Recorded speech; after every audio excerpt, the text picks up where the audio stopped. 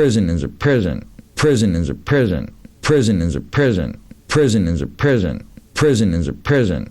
Prison is a prison. The hell of it is they're trying to make it less what it is, which is like not possible. I mean, that's bullshit. It's sort of like trying to make a nuclear bomb be less a nuclear bomb. I mean, it's, you know, a prison is a prison, 30-foot high walls and so on, and I was in a unit like that. And we had some really nasty dudes working in there. But I remember the guard's first name. His name was Bill, and he decided that I needed to sit on a milk carton, a wooden milk carton in the middle of a very wide concrete hall with fluorescent lights. He had me given a large butt shot of Thorazine first, and made sure it was dug in such a way that it'd leave a thing sort of like a golf ball in my ass so you can't sit down, you know. And they put a number 10 can, empty number 10 can inside the box, and that was my toilet. And I was to sit on that box for 48 hours and be given periodic shots to make sure that I couldn't keep my eyes open. But on the other hand, if you go to sleep during that 48 hours, it'd come by there, Bill would come by there and go, "Hey, wake up," smack me around, you know. So that's malice, man. I mean, that's serious. I was also beaten to a pulp once. I mean, those guys they took a real pleasure in doing things like they'd smile at you. They'd go, "Now, it was a punishment. You have to go to the laundry room." They'd tell you that. You go on down to the laundry room and wait for us. Well, there's nowhere to go. I mean, you can run up and down the hall. It'll just get worse. What do you hide under a chair somewhere? There's nowhere to go. So you know what you do? You walk up to the laundry room. You go inside there, and there's no one in there. There's a bench that runs all the way around it because it's hooked to the shower. And those guys come in there, and they're smiling. They're in their element. It's something to break up the monotony. I don't know. I can't imagine people like that, really.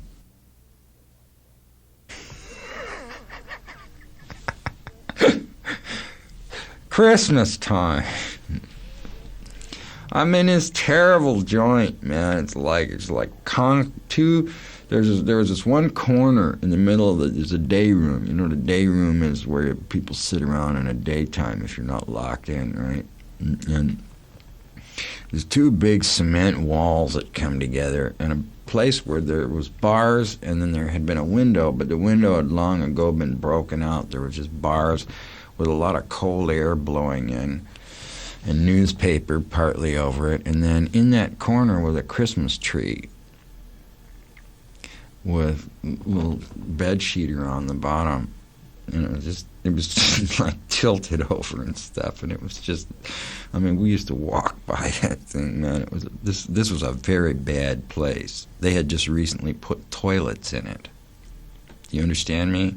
There was like crap all over the floors anyway, because only 2 of the toilets worked, and there were 160 men in there. So you wind up, you know, kind of finding a corner.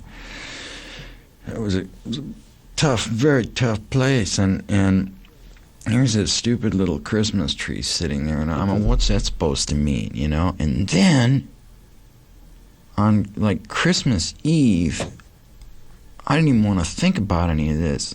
Anyway, I'm Jewish, you know, and the women's auxiliary comes in, the guards' wives, you know, come in there. Well, it's cold as hell in there, you know, because it's all these broken windows. So they come in there, and all these women got on these big overcoats. We are required to wear T-shirts and khakis and tennis shoes. That's it, baby, you know. And it was cold in there. few of us had got our hands on some blankets and shit, but I mean, that was pretty much the name of the game. So we're sitting there, and we are forced to go out and listen to these women sing songs next to this little broken Christmas tree.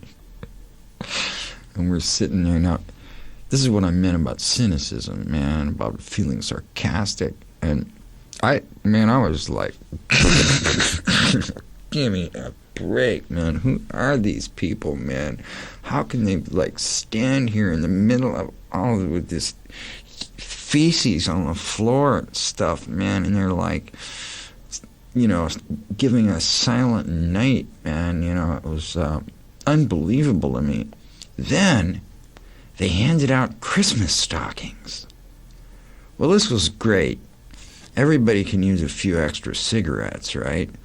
They had like 4 cigarettes in there in one of those little itty-bitty sample packs, and some aftershave and a tangerine and a few little pieces of candy.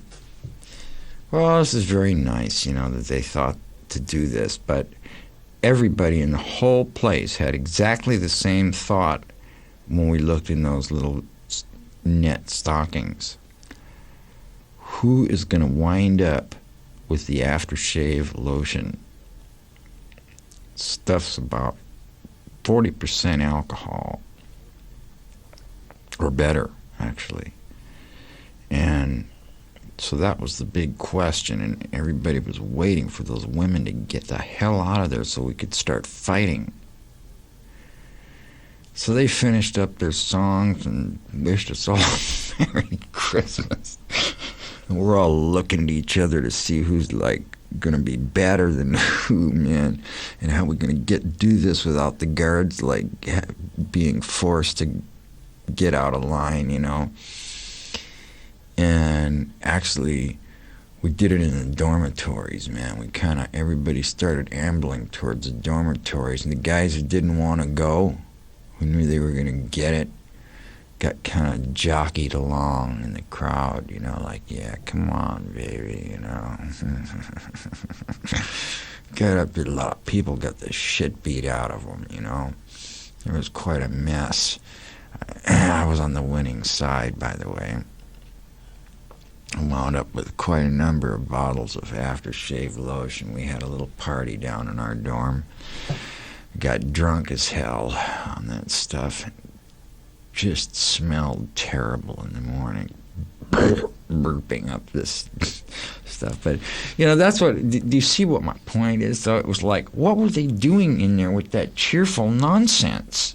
It didn't have anything to do with our lives. Our lives had to do with maybe getting kicked to death trying to get out of bed in the morning or something, you know? I was at a Thanksgiving dinner in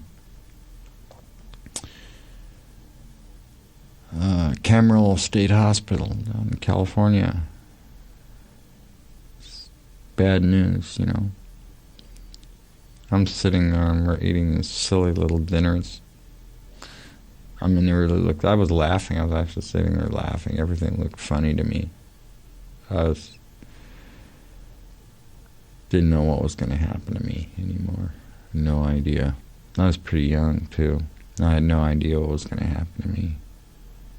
And sitting there looking at that, all of a sudden somebody came up and said, "Let's go, Bernstein.